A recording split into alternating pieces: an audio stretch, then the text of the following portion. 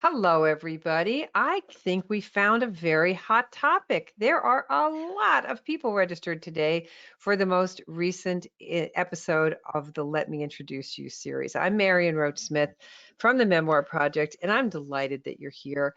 And I am just delighted, even more so, to have Patti M Hall on today. She and I have been trying to work together forever. And so I'm going to introduce me, I'm going to introduce her, and I'm going to let you all just settle into your chairs for a second. Because who me? Yeah, you, and what to do about this self-sabotage thing. So you can hear Patty cackling in the background. You know me, I'm run the Memoir Project, author of the Memoir Project, a thoroughly non-standardized text for writing and life. And I do everything here at the Memoir Project to make sure you get what you need so you can write what you know. My dear friend Patti M. Hall, not to be confused with anyone who doesn't have the M in the title, is a professional writer, nonfiction book coach, publishing manager, publishing project manager, and she specializes in transformational, and that's important, nonfiction and memoir, and works with authors who are interested in traditional publishing as well as hybrid or author publishing. And we're going to talk about that phrase, Patti, the idea of, Yeah. I love the phrase author publishing that you use. So, hi, Patti, how are you? Oh, so good, Marian. I'm so glad we're doing this. It's early in the new year. I can't think of anyone I'd rather play with, you and all the people you bring today. And so many of us launch into our new projects, right? And who isn't already up in their own grill about all the things they're getting wrong? So, Yeah. is talking about self-sabotage.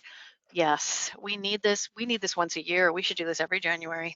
I think it's a great idea for January because I have never met a writer who does not self-sabotage. I doubt it's probably true that I've never met a person who doesn't self-sabotage, but writers are very, Mm, very self-sabotaging. And the question becomes, I think, just to kick this thing off, is oops, I'm going to just show, but we're going to ah, talk about why. But I wanted to show, and for me, when I'm listening to anyone and I want to know what their authority is, I want to know that they've actually been where I'm trying to go. And you have sure. published this beautiful book, Loving Thank you. Large, A Mother's Rare Disease Memoir. And I love it. I've read it. I've read in it several times as well, looking for some inspiration and some answers to questions for other writers. So, can you just give the people here just a little bit of background about this book and who you are so they really feel that, like I do, that they're in the right hands today? You got it. So, as a writer myself, Loving Large was the first book I published. I published traditionally. I was very discerning about how I would publish this one traditionally. I have written others, obviously, but I wanted a small publisher and I wanted it to be in caring hands. Like most of our memoirs and most of the people you and I work with, we have concerns about who's going to put us out in the world.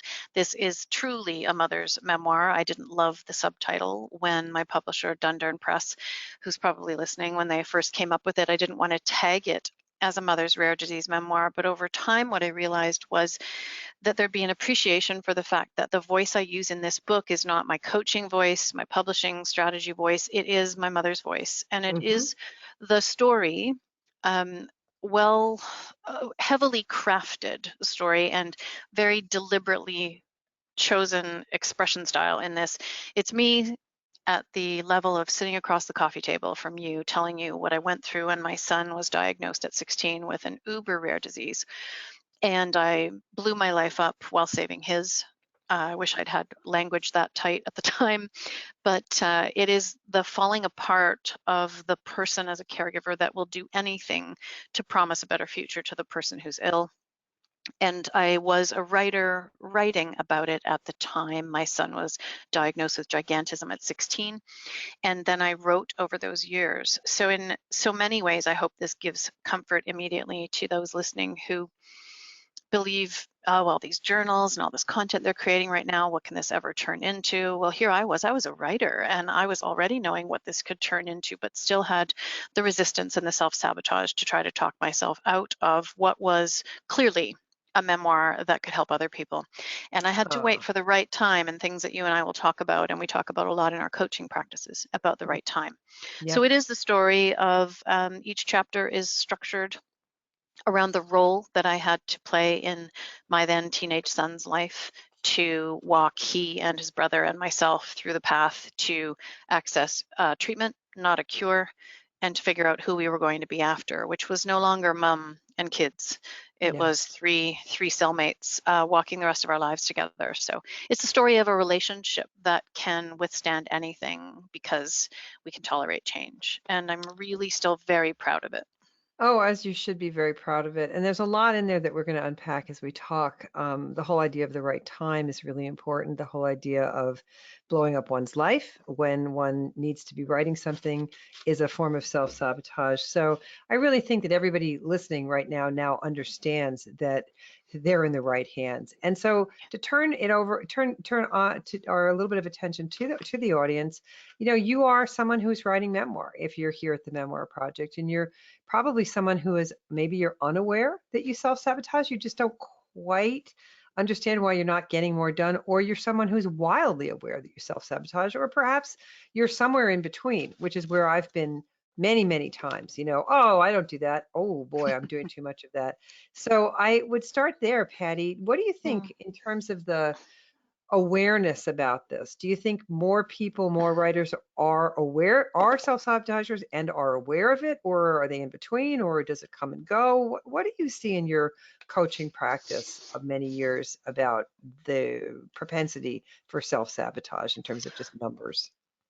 I would hazard a guess that among the folks I've worked with, memoir writers are the highest and most predictably high level of self-sabotagers, Hmm. because I see this combination of what is going on in their heads isn't just fear, it's also these shouldn'ts, and self-judgments around the content. So it's Hmm. bad enough for writers, right? I mean, this is the hardest, I say this all the time. It's the only thing that is as difficult as parenting is probably trying to write. And that is exponentially more difficult when you think about the what you're revealing. I call those the should I, shouldn't I's of should I include this? Should I say this? What's going to happen? Is this a good idea? Should I wait till my mother's gone? All of those things. So I would have to put the self-sabotage of memoirists to the point of self-abuse. I really do think that it is that it's ruthless. Mm. I agree with you. And I think it comes in many, many forms, but I do know that there is so much, there are so many obstacles to writing memoir. There is, what will my prudish aunt think if I write this sex scene? There is, what Yes.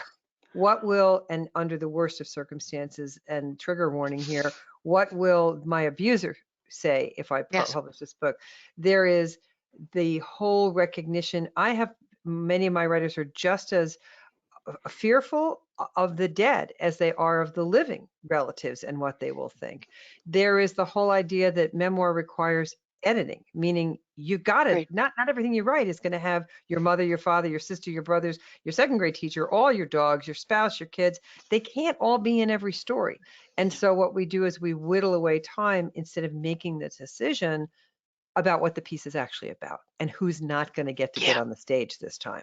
So there's so many ways that memoir writers are bucking up against the resistance, as we call it, capital T, capital R, that they then go find Yeah. something else to do. I've got plants on my desk that are so just absolutely perfectly pruned. Why? Why do we think that is?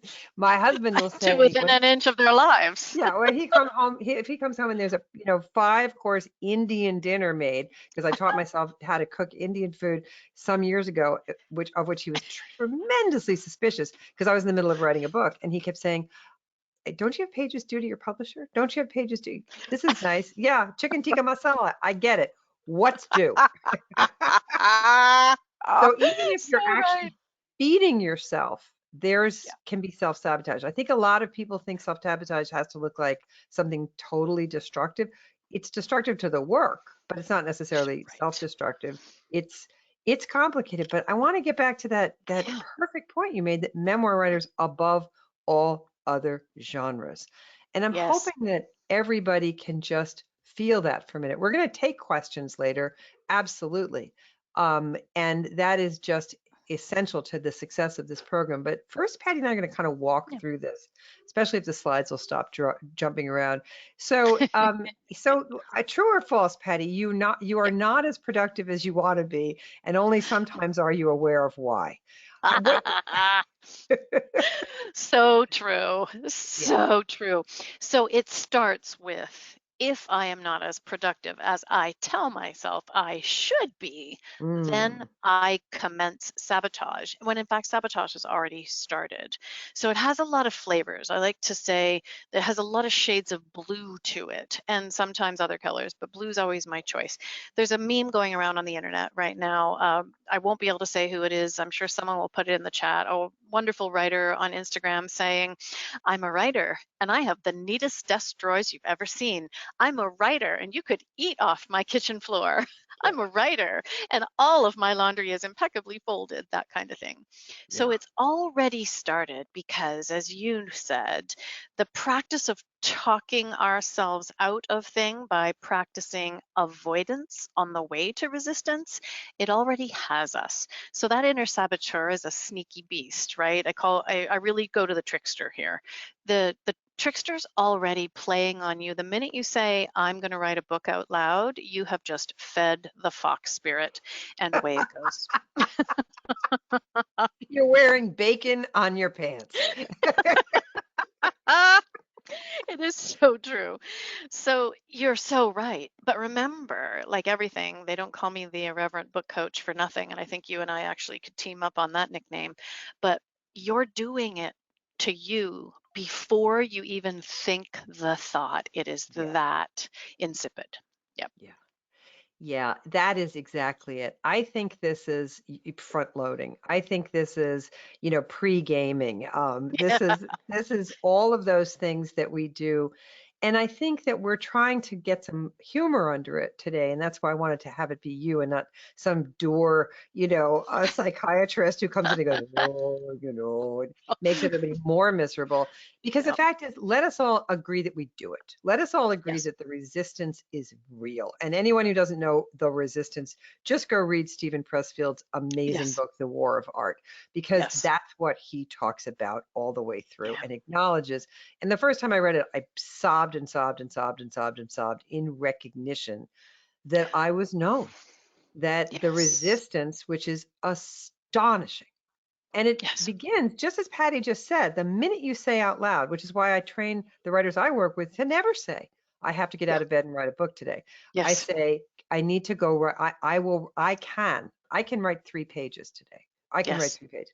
And then you say that tomorrow, and you say that the next day, and you say it the next day, and it becomes habitual. It becomes a Yes. practice. So Yes.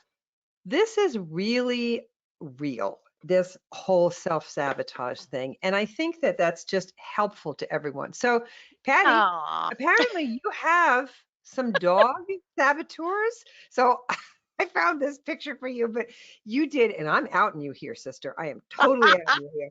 I said to you in an email, sabotage, self-sabotage, blah, blah, blah, and you you replied, what did you reply, Patty, about who taught you and what they're called? Go ahead, do it yourself. All right. Well, I'm going to name the best book coach in the business because she mentored me, and bar none, Betsy Rappaport is Hmm. the person that kept me for many, many years in line when I didn't know if Loving Large would become a thing.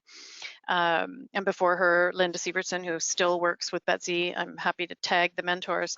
So I remember at some point, I was probably using language that was completely flighty, and Betsy said something to me, get a picture of them. So what do you mean? What are Hmm. they? And I said, it's kind of like that adage, feed the dog, feed the good dog kind of thing. Well, I'm a dog person, all Yeah. canine. All the canines are my people. So for me, the saboteurs are the bitchy puppies. They don't they don't shut up. They yammer all the freaking time, on and on and on. And on one shoulder is one that looks a little bit like a thug. And he or she, they are gender neutral. That never mattered to me. But boy, can I tell what their attitude is by the way they present. And isn't that the way it shows up in memoir? So here's an illustration for you. They're both just palm size. They sit on my shoulders. One is wearing a leather jacket, has a spiked collar, has silver capped teeth, especially the long canine teeth, and he's bearing them, it's bearing them, she's bearing them all the time. What's wrong with you? Why aren't you working faster? You should put this book out 18 years ago. Your agent's been waiting for this. You could self-publish this. You run your own publishing company after all. Why aren't you doing it? On and on and Mm, on. mm, And then there's the other one. The other one looks a little like this picture. I recently met an illustrator. Her name's Catherine Rayner. A nod to her. She's in Edinburgh, Scotland, and she sketches dogs. And great on Instagram. Follow her on Instagram. She sketches dogs that look like my other puppy, kind of like my hair, kind of frizzy, kind of scruffy, nothing lays in its place, sweet little thing, wears whatever it wants, present, and always says the kindest things like, it's okay. Yeah, whatever you get done today is okay. That's a really nice thing you just did. Do you want to take a rest now? Maybe you should eat something.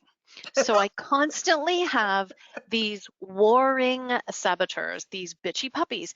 Now they never shut up. Even the sweet one never shuts up because she's trying to sabotage me. She, it, they is trying to sabotage me by saying that my self-care could use a bit of an upgrade and to keep me writing. So the Mhm. thing that I get from this is that they both want to keep me going. Neither one of them ever says, you're not a writer, give up, you stink. Both of them think that their method of egging me on is useful. And that's what I'd like to share about my crazy illustration is that Mm, they don't ever say, you should just give it up. You know you should give this up because my puppies have learned that for me, there's no giving up writing. And I believe that's true for most of us.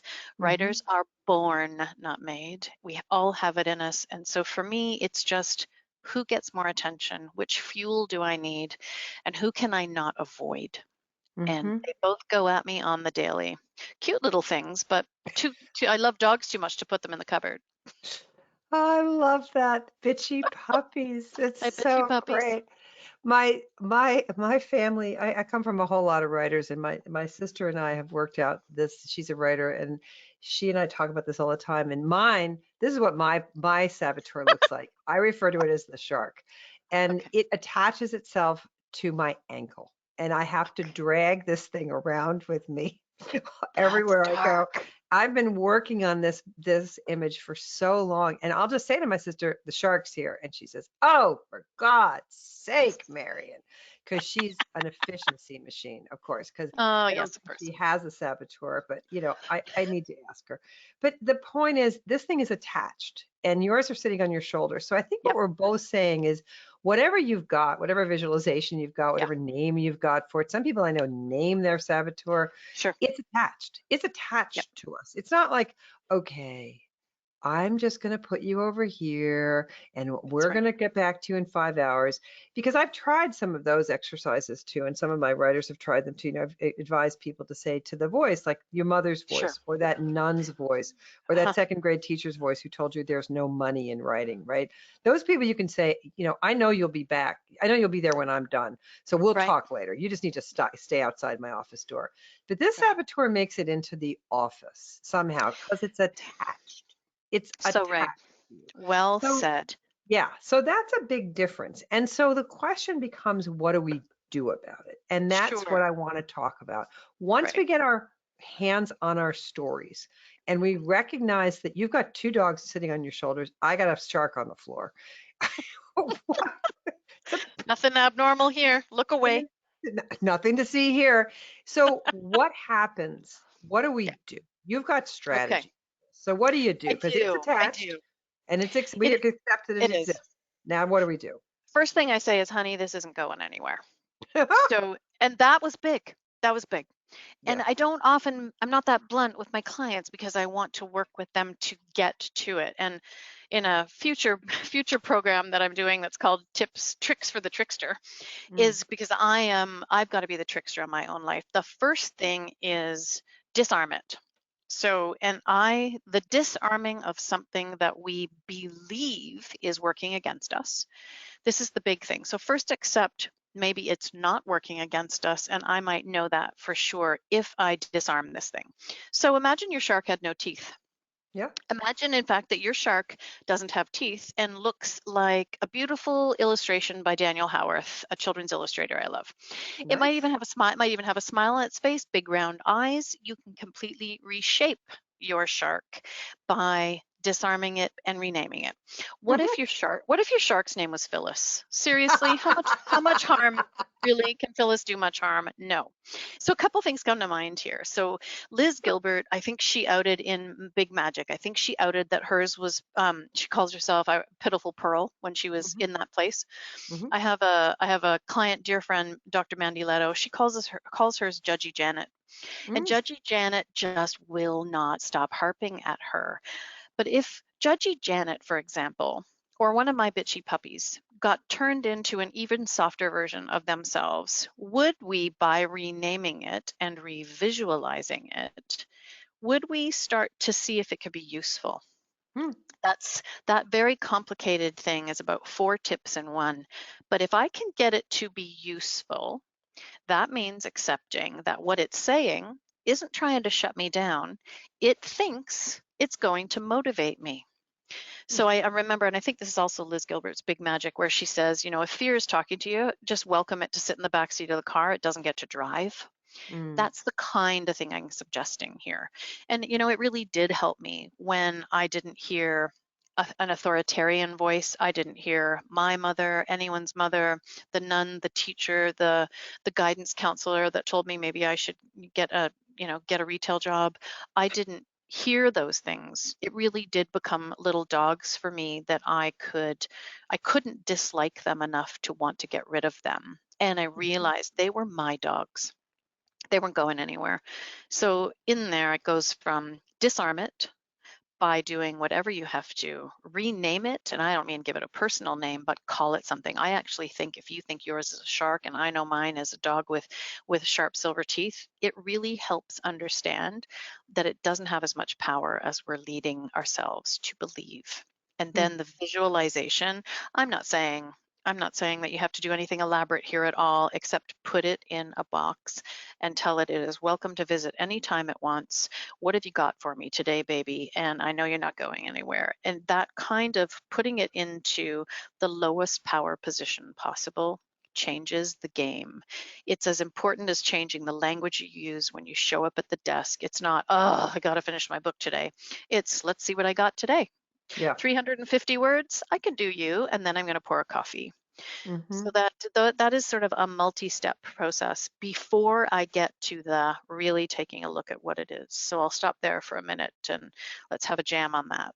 Yeah, and I like the idea of renaming it. I like the fact that it's not going anywhere. In other words, I don't think there's a lot of time that we can really spend to kill the shark, cut it into sushi, and start eating it, Yeah, or yeah, it's there. And it's yeah. there for me, it's there also as a reminder that I can do really well by keeping an eye on it. In other words, Yes. saying, okay, I do need to make this the best possible book eventually that it's going to be. But right now, what I need is a first draft. And I need a first draft that is a vomit draft. And Yeah. so I think let's not sabotage. We don't have to sabotage it because this is going to be kind of a messy, crummy, vomity, awful, stinky Mm, mess. And yeah. so let's get that. Let's get that. And you can speak. It's somehow navigating with that.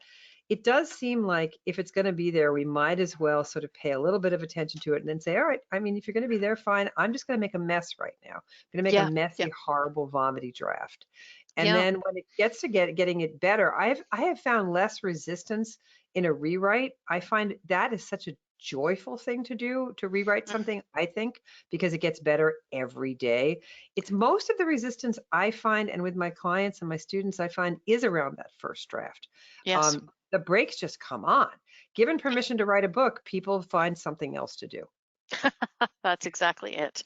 Yeah. Exactly it, isn't it?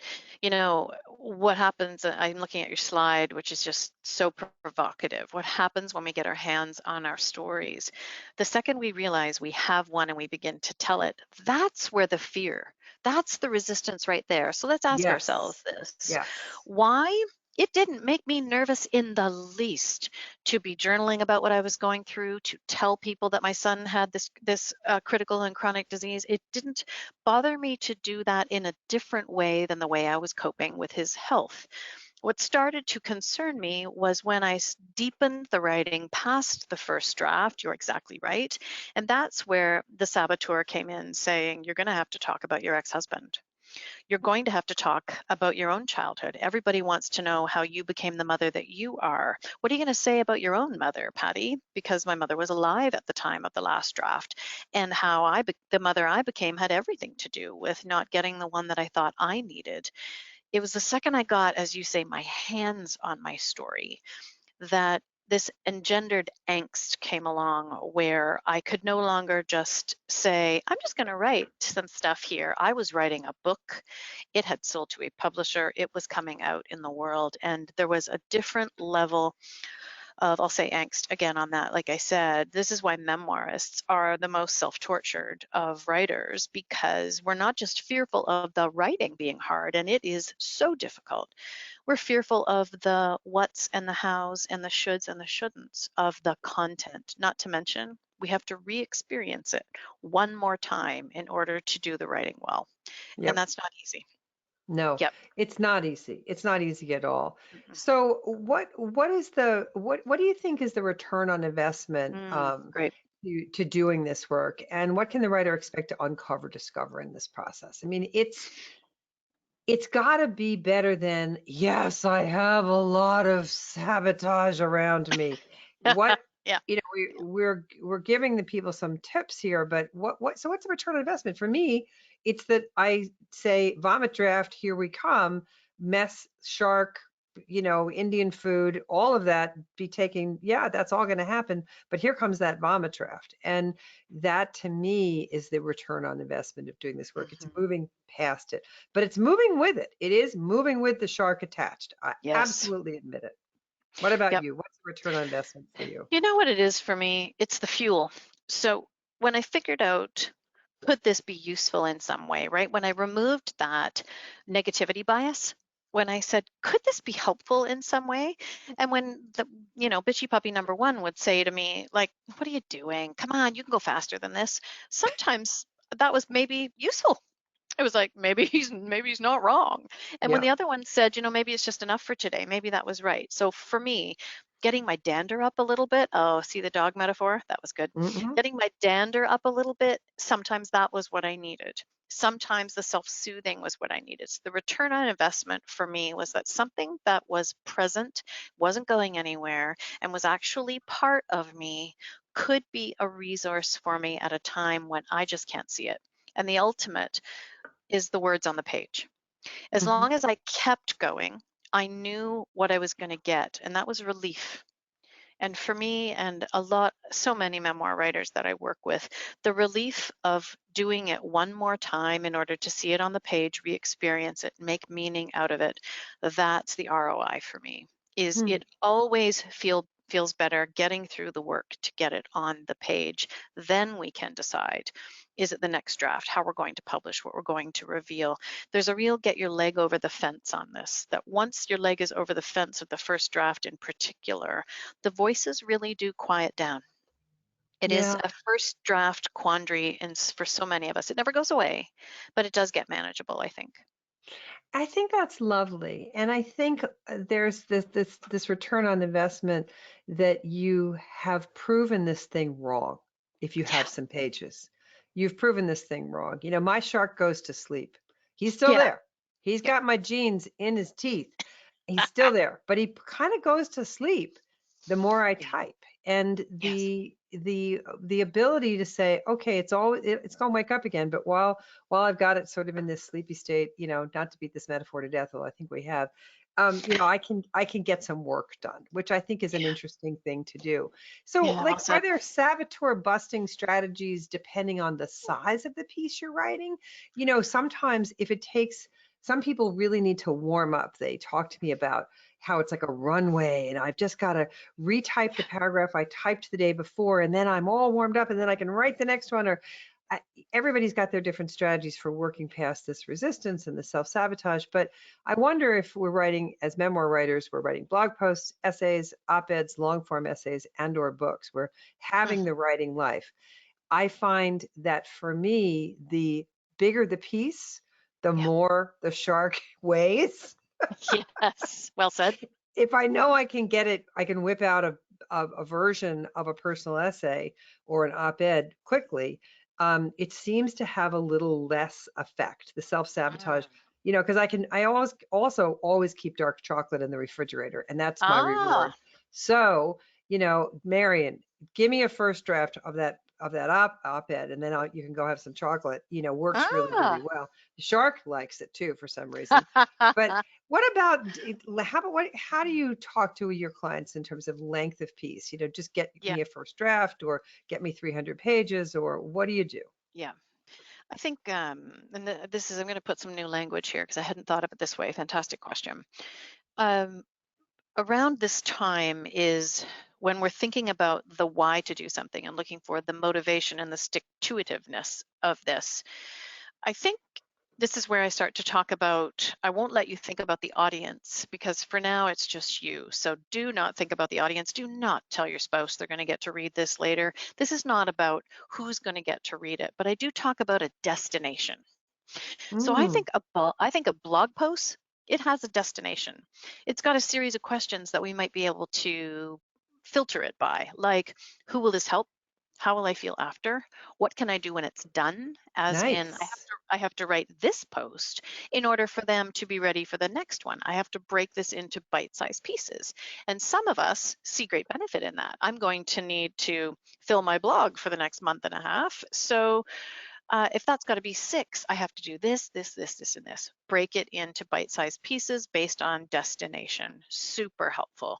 No one, I hate that. I hate the expression, the idiom, eating the elephant all in one bite. But no one writes a book in one sitting. And whoever is out there telling you that you're going to do it in 8 hours, please just let's have an open-faced laugh. But Oh, the the destination is the thing. If it's a word count that works for you, fantastic. If it's I should have this done by Friday, there's a should, but if that's only 800 words, isn't that lovely? So if you can take on the destination, but those questions become super pivotal. So I encourage everybody to come up with these filtering questions for themselves, like who will it help? How will I feel after? What is this a stepping stone for?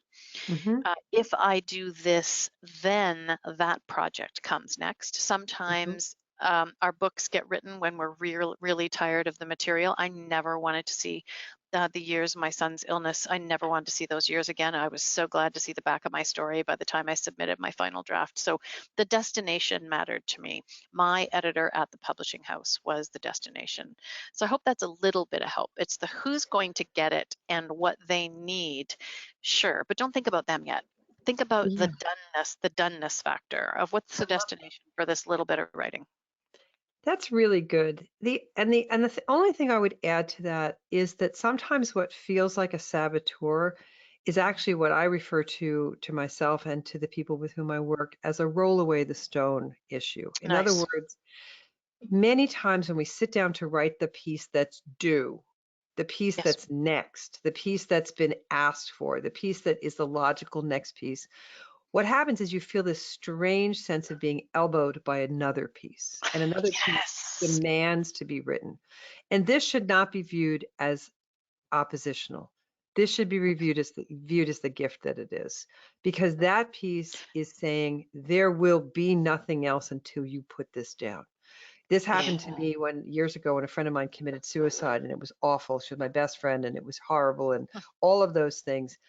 But I had something due to a publisher, and what happened was what dropped into my head was the piece I needed to write to begin to metabolize Susanna's death. And it allowed me, when I wrote it down, to be to begin to live life without her. And it was a Yes. life-saving experience for me when that thing rolled away the stone. I was able to write my assignment, but sometimes don't just be resistant. Ask what it is that's trying to tap you on. Yes. What is it?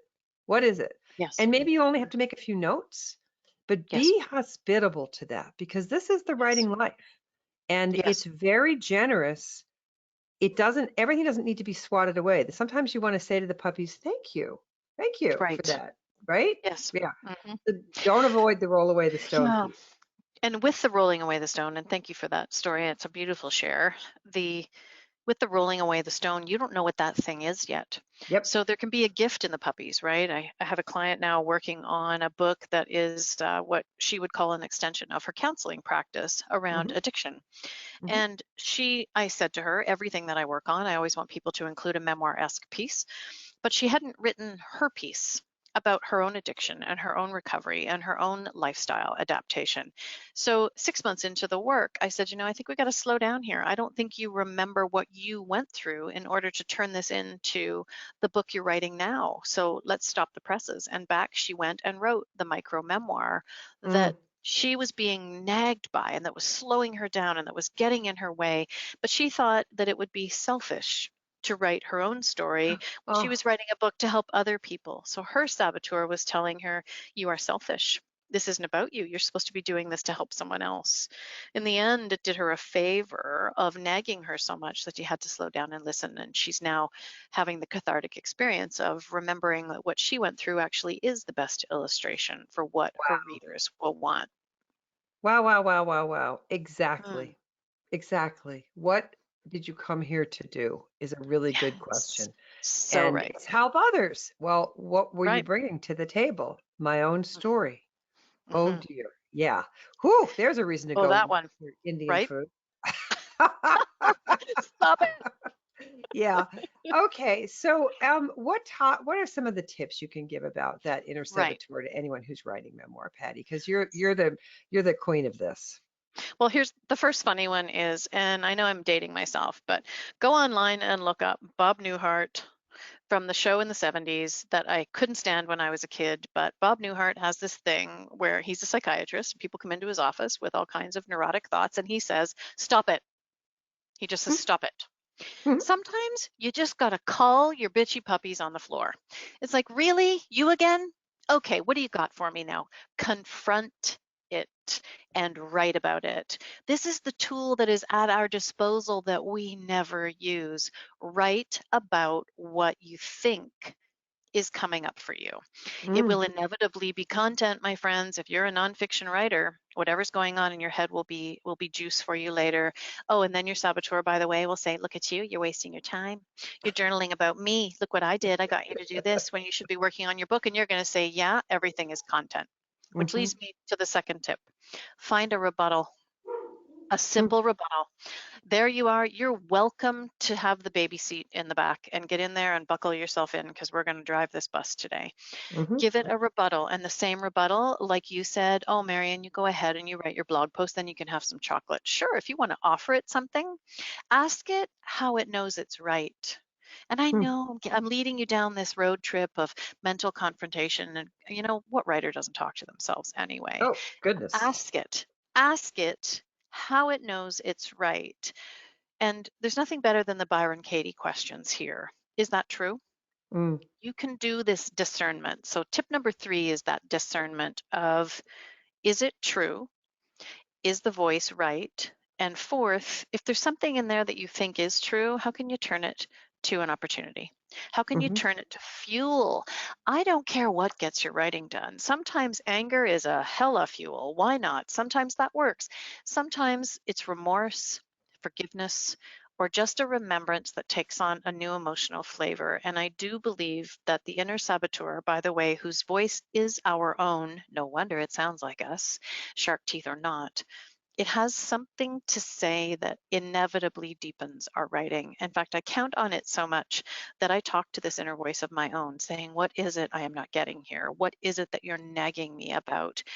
And finally, list what it says every day and go back and look at that. Now, this sounds chintzy and simple, but what I find is if in my workshops or my mastermind, if I say to folks, let's just talk about what's coming up for you today. Can you name it today? Well, today I'm frustrated. Today I'm filled with self doubt. Today I'm telling myself no one's ever going to want to read this. 6, 8, 12 weeks later, when we're completing the mastermind together, we go back and we look at those, and they have always dissipated and they have reformed, they have molded into something different that can be managed, that we have rebuttals for, tips for, tricks for. And ultimately, it's about pushing past that person that won't move their cart in the grocery aisle. Get over far enough because I am coming through. I won't bang your car. I'm coming through. All you got to do is just fit through. You know how you realize that you really should have been a rally car driver when you're in the grocery store? That's what we are as writers. We are going down the grocery store aisles where someone won't move their cart. So that ultimately is my strategy of push past it. The Love ultimate it. proof is the proof's in the pudding. It's on the page. Yeah, I love that. I love push past it. That's just terrific. So people can reach you at pattymhall.com. You've Sure got can. a whole lot of product, you've got a whole lot of help, you've got a whole lot of stuff coming up in the future. What would I you like do. most for people to know about today? And Mm, I've put the URL here. I'd love them to go thank you. see what you do. Absolutely. And then we're going to take questions in just a minute. But Awesome. what can you give us a sense of what they're going to find when they get to pattymhall.com? So right now you're going to find that the secret portal hasn't been open. In about 7 days, we're going to open the portal to what I call the Storyhouse Studio. So for the last 7 months, I've been sitting on guides, courses, master classes, two masterminds, and my next book, which is called Elements, all of which launch over the next 12 weeks. So the timing of this is perfect. It starts with a guide that's called What's Your Story? Which is my favorite thing, starting to cultivate the material that you might have. If you go over to my contact page at pattymhall.com, just send me your email address and you'll start to see this. Newsletters will be coming out on a weekly basis over the next 12 weeks.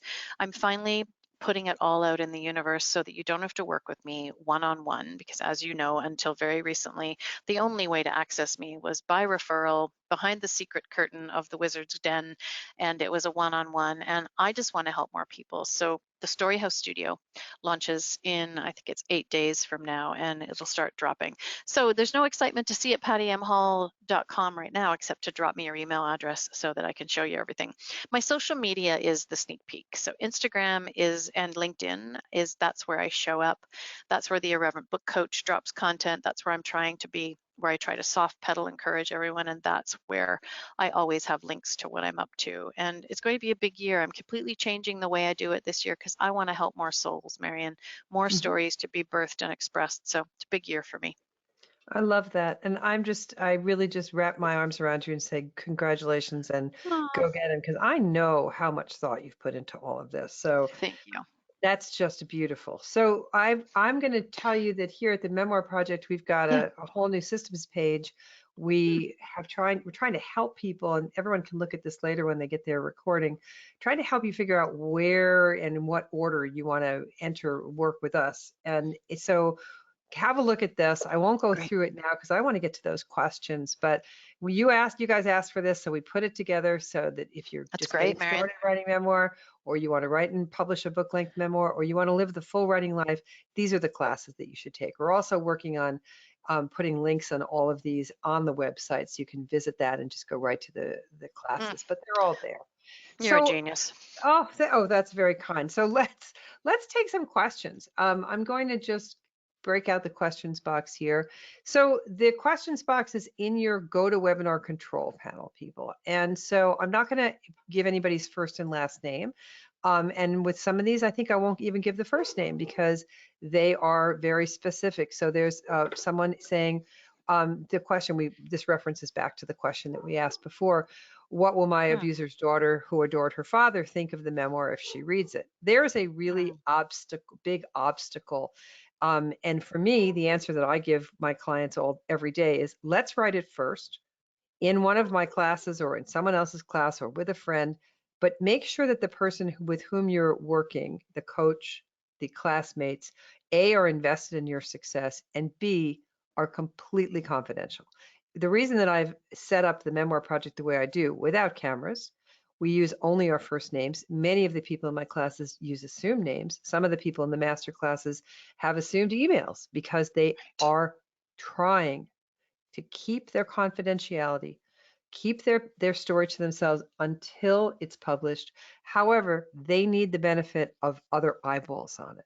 So write it Right. first in some kind of really trusted small group of people or with one other person who's taking the pages and making sure that you're in a safe place. But before you talk yourself out of it, do not tell. anyone that you're writing it. Do not show it to your family. Do not tell the abuser that you're writing it. Do not get anyone's permission for it. Get in a safe space with total confidentiality. What about you, Patty? What advice do you give to this writer? Yeah, I so often have to say this thing that sounds trite, but I've written about difficult things. Yep. You don't have to know right now because the writing is for you, and sometimes the writing for you is enough. Decide after the first draft. I let my final editor decide how to treat my ex-husband, how to treat my mother, how to treat some doctors that I had to really out. Some names were changed in my book, some weren't. Some identities were changed. My editor very carefully, about a month before we went to publication, helped me by giving her objective opinion on what she thought we should do. And until that day, I didn't know how I was going to reckon with those difficult things. Wow. I love that. I love the trust that you had in your Mm, editor. I mm, really love the reason that you let that be that person's decision. And mhm. this allows us to move forward. It's help. It's getting absolutely Yeah. help that can be relied on. For me, the Don't definition is do this stuff alone. no, Don't do this someone stuff alone. is someone else who is invested in your success. That does not mean your family. People who No. love you. In my book, I say, don't show your work to anyone who depends on you for sex, food, or shelter. And everybody always Ah, laughs. But think about it. What are they going to say? Oh, yeah, I love that.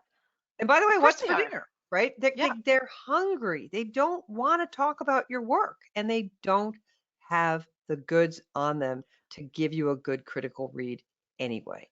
Mhm. Okay, we've got it from Kathy. There's this comment. It's the revelation that their unconscious mind avoids. They're afraid of what they'll discover. At least that's what I deal with. And I Mm, think that that's a really good and yes, intelligent observation, Kathy. agreed. And yeah, I think we can both agree. Rachel asks, what if you haven't found your story yet? That's not resistance, or is it?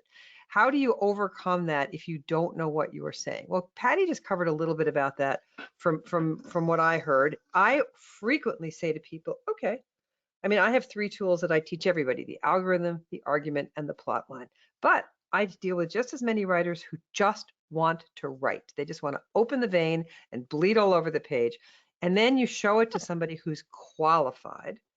I Mhm. spend a lot of time reading books, and it's almost always, if it's that kind of intent that goes in, we're not really sure what we're writing about yet. It's almost always in chapter 7 that the writer finally puts down the thing about what the book is really about. I say, you know what? I really think this book is saying that closure is a myth, and I think you say it here in chapter 7. Now we're going to get a scene that opens with that, and then we're going to show you your transcendent change to getting there. So I don't think you should not write. I think you should explore and go Mhm. into that subject and see what you've got. What do you tell Yeah. people? Well, you've always got something or you wouldn't be here. If the Oh, good. curiosity wasn't nagging at you, you wouldn't be here. So sometimes it's a series of questions like, what's that thing that won't leave you alone? What do you suspect your story is? Start there. You are your own expert on your experience. You're probably right. And if you're not right about the kernel of it, do this thing called Are You in the Mess or the Message? You don't have to know what the message is because there are phenomenal people to help you refine that. But you already have a hint of what you think your story is. You're just not ready to out it. And if it seems big, like it's 2 years of your life as opposed to one pivotal moment, start there anyway and start to map the things that you think it might be because it is in there. The Mhm. metaphor I use is this bowl of fish hooks. You can't pull just one fish hook out of a bowl. It always brings its friends with it, and yours will too.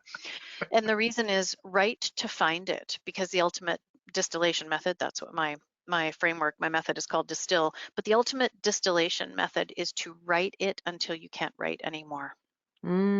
Yeah, I can remember many times writing it to find it, writing it to Yeah, find me it. too. When Yeah. did I, how did I lose my faith? I went to so many churches as a kid, and then what Mm, happened? Oh, you can blah, blah, blah, blah, blah, blah, blah. Try typing it, and you start to find yeah, scenes. You start to find scenes, and you say, that's it. well, it was right about here that things started to get questioned. Oh, wait a minute, it began with questioning. Of course, it began with questioning. Oh, and Right. then you get the scenes. Absolutely. So Always. Basira asks us, can you suggest ways to see the inner saboteur? That's a new idea for me. Ah, Can't quite get my head around it. I needed to name mine. Mine felt like it felt like a limp. It felt like something I was dragging. It felt like one leg was heavier than the other. And looked down and said, I think I have a shark attached to my leg. That's the only explanation for this. I just felt like I was dragging my way into my Mhm. stories. And so, Yeah. Patty, how did you Yep. identify them as dogs? Very easy. It wouldn't stop making a noise that I had to pay attention to. And whether this is me as, the creature person or not, but I knew that it wasn't going to stop making noise. I immediately imagined little terriers. And mostly little terriers make noise not because they think they're the world's most dominant dog. They mostly make noise out of terror, out of fear. They don't know what it is they're afraid of. They're very, very perceptive. So for me it became what is and okay, they're annoying, great, but and my voices wouldn't stop making noise. So I tapped into my senses. I went to my senses. A lot like you said, your leg felt heavier. For me, it was noisy. It was busy mind stuff. And they didn't feel like they were my thoughts. So I thought, who would bring those to me? It's like little dogs yapping at a door when they think that the post person is delivering some mail. It's something like that. I had to tap into senses in order to come up with something. And you can't be wrong about visualizing it. Right. We went to the animal world, but I know a lot of people that go to the spirit world. Many Hmm. people go to sci-fi novels. I Hmm. know others that simply name it the specter, uh, Mm. the monster, the beast, the any of those things, whatever it feels like it is to you. If it feels like a gray cloud to you, call it the gray cloud. Don't let the nomenclature be another reason why you hang yourself up. That's just an excuse too. I'll do the Bob Newhart thing again. Stop it. The Hmm. Irreverent Book Coach always says, given the opportunity, we'll just come up with something else to put in our own way. So make this the thing that you put enough energy into, like you're writing, in order to transform it. I love that. It's worth Uh, the effort. It really is. It is. And if all else fails, just remember the first person who told you that writing had no value and use that Yeah. person's name. Just use Yeah. that person's name because So good. that's the person whose voice you're actually usually hearing. Oh, So Marion, Stephen that's so good. says, my saboteur is a bitchy kitten, and she Ah. keeps whispering in my ear, nobody will believe you went through all that abuse. I've Oh. completed the memoir, but I seem to be stalling while writing my book proposal. Any advice? Yes, I can tell you that this is the kind of sabotage that has to do with really being frightened by this kind of success. In my Yes. case, that's what this would be. Am I really ready? Am I ready to launch this? Patty asked the questions before. Who is this going to help? Yeah. My goodness, this is what I believe more than anything is that memoir allows us to live life with more honor. I don't Oh, read a piece about somebody who goes hand over hand up a mountain in Nepal in the middle of February because I plan to do that. I do it to feed my own sense of endurance. Now, if you show someone oh, how your sobriety came about, if you show someone how you were able to learn to meditate, if you show someone how you were able to endure through years of self-loathing after of many years of abuse, you are sharing your humanity with others. agreed. So I hope, Stephen, you can do that. Yeah. And I hope you'll write that book proposal because I know that we need more contribution to the memoir of recovery. Can I offer one thing to Hmm. Stephen, which Hmm. is what if they do believe you? Oh, What if they do believe you, dear friend? Because I mm, suspect that the thing that's making you ask, what if they don't believe me, is really that very last hesitation about what it will be and what you will be in the world if they do believe you. And they are going to believe you. Because mhm. that's why we read. We read stories for shared experience. We don't read to say, oh, yeah, yeah, that's not me. We don't do that. We read for Nope. connection. I hope you write Yep. your proposal. Let us know when you do. Yeah, absolutely, Stephen. Let us know when you do. Brian asks, how do I deal with the voices that come up of my past life when I start writing about it? Well, I say, lucky you, right? That you've got Yes. something that's stirring. If it's Yes. I ask the same question of every memoir writer I interview on my podcast, and that is, what are we asking a writer to do when we ask her to go back into trauma? Are we asking her to Yes. reanimate it, relive it, or to stand coolly from here and report on it? Mhm. Everybody has a different answer to this, and some people have different answers at different times of their writing. But Brian, I can tell you that if you're generating something from your past, write it down, see what Yeah. you've got. It's material. I don't know what it's doing, but if we cannot be afraid of it and we can be grateful for anything that comes from the unconscious and subconscious, I think that we can be better writers. What about you, Mhm. Patty? I say it's the only way to make meaning of it. And Mm, it is right to figure out what we've lived and to understand who we are. But I can't make meaning of something until I write it. And that's where this right timing thing comes in. And I encourage everybody to be aware of it. Sometimes the saboteur is doing us a favor of slowing us the heck down. And what that means is that we'll be better equipped to make meaning of what we're reliving or what we are writing when the time comes. That's a lovely thing about the writing process taking a long time. We often can't write well when we're in something. We need the space and time of the after to make meaning. It is the experience of endurance that gives us the outcome that we write about, but it works every time. And I was the most resistant writer, wondering why my memoir took so long when I thought what I'd been through was over. I mean, I'm writing my second memoir now, and I'm still in the living of it. And I realize that it's too early, it's too new, it's too juvenile for me to make meaning of it yet. I don't know who I've become because of it yet. And hmm. that's okay. That's okay. That is okay. That is okay. Yeah. I love this question from Deb. What if a character in your memoir is sabotaging you? Aha. Yeah, I think I have some familiarity with that. And Mhm. that's when you need to say to her, I always say to my clients, you are the director. Correct. You pretend you're back in your sixth grade, what we used to call grammar school. I can Mm. picture mine, big green velvet curtains. All of your characters are off stage. Remember, this is your story based on what you think it's about, based on your argument, right? And you get to call them onto stage and say, this is your only role here. You have only these three lines to deliver. Yeah, I know you've been in my life my whole life, Yeah. but in this case, you only get in to say, that's not true, Marion. It never happened like that. You become the oppositional force that lives in. Okay, you have one Yeah. role, right? It's a big one. You're the one Yeah. that says, "You're Marion. You're not telling the truth in this novel, in this book, in this memoir." But then you get to say to her, "You're done. Now get off stage." So there's got to be a bit more control here with the Mhm. character. And if your character is sabotaging you, remember, you only want to extract from this character the one thing that drives your argument forward, that drives your story forward. They don't get to control the story. You Right. get to intersect with their role in your life and say, I only want this one day from you. Yeah. Well What do you done. think? Oh, that's beautifully said. Oh, well, thank you. My one-liner on that is really they only get to stay if you keep them because you created them. They're only in your book because you put them there. So if they don't serve a purpose, and I will admit this was very pertinent for my first memoir, for Loving Large, there were a lot of people that weren't in there because they weren't a factor and because I knew including them would have led to sabotage and how they were portrayed, or whether were both of their kids there, or were such and such a feature was right. First, your memories are your own, and so is your experience of them. That is indefensible. You absolutely, no one had your experience. My childhood was not the same as my sister and brothers. They did Nope, not have the same nope, parenting nope.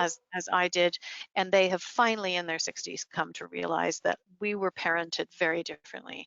And the other thing, and back to that, is they only get to be there if you keep them there. You are crafting the script of this book. And if they aren't a character, as Marion said, that deserves more than one day and one line, they don't get it. They don't get it. They don't get it. They don't get it. So Dave says, my saboteur is not finding an editor for my story about making solar powered electric boats. So Dave, it sounds to me like you need to find a good, it's possible you need to find a good independent publisher. In other words, Hmm. looking in all the regular places may not be enough. And for me, and the way I define publishing these days, it really is the greatest time in the history of publishing for a writer because there are so many good independent publishers, but you've got to go research them. Yep. So I can't give you a suggestion here live. I always Google independent publishers, looking at the new lists. I just found out about $2 Press the other day. Oh. I heard it on Ezra Klein's podcast, $2 Press. And then I got a book in the mail. I can't reach it from where I'm sitting right now. That's a publisher I've never heard of. And I looked it up and it's in Amherst, Massachusetts. Let me see if it's No way. That's no, I great. moved it. Yeah, it's in Amherst, Massachusetts, and they had a new author contest last year. And I just ended up interviewing that author, Ani Jika. She's going to be upcoming on the podcast, The New That's great. Immigrant Voices. So there's all these publishers out there who are looking for your work. And you've got to reverse engineer this a little bit. The big Agreed. four in New York, so that they're not going to buy your book. Okay, Nope. let's go find someone who will. But there are 800 others, quite literally, and they're probably more than that now. Yeah, Yes, eight, there really 800, are. 800 in the US, 80 or 100 in Canada, and micro presses are popping up all the time. Best time ever in publishing. Agreed. Yeah. So we're going to wrap up with this wonderful question. Oh, we've got a couple more questions. It turns out that people are piling on now, but we're going to stop pretty soon. But we've got Melanie says, "My saboteur is my mother," and then in her next comment, "Your words made me realize it." Melanie, I bow my head. Thank you. That As do is I. Yeah, wow. Thank you for that. We'll wrap up with Basira, who says in critique groups, when other writers have asked many questions about things not in the story I presented, like, what about your love life? Sometimes that has opened doors, but sometimes I keep wondering, do I need to cover that too? How to know if it's part of the story or not? Well, Ah, how you know if it's part of the story or not is by deciding what your argument is, Basira. What is it that you're willing to share with me after what you've been through? And mm, while people may have interest in your love life and your education, if it's not part of proving this one argument, it's not in the story. yeah. So if we haven't worked together, if you haven't read my stuff, I have this thing called the algorithm. It goes like this. It's about X as illustrated by Y to be told in a Z. It's about something universal as illustrated by something deeply personal to be told in a form. The Z is always the form: blog post, essay, op-ed, long form essay, or book. The why is the beautiful story you have on you, and all you have to do is figure out what the universal is. It's about how dogs do things for people that people cannot do for themselves, as illustrated by the 12 dogs in my life, to be told in a book. See, it's not about the 12 dogs in my life. It's about this universal. So as soon as you figure out your universal, Basira, you can then decide what goes in your book. Patty, what do you think? Oh, I couldn't say it better. I completely defer to you on that. Brilliant. Thank Brilliant. you. Love Well, your algorithm. thank you, Patty. I am so glad Oh, to have spent this time with you. I feel me too. better already. I feel Oh, I'm looking down at my shark saying, "Oh, look, we put him to sleep." you have no teeth. And It's only one approach, but comedy helps. yes, everybody go see Patty M Hall at pattymhall.com. And Ah, don't forget what she just said. It right. is a big time for her. She's going to be releasing all Absolutely. kinds of new things. So follow her on Instagram, follow her on social media, and keep up because it's about to launch. And Patty, I'm It so proud is. of you. Thank you. I'll see you soon, Marion. All right, be well. Take care, everybody. Thanks so much. Bye bye.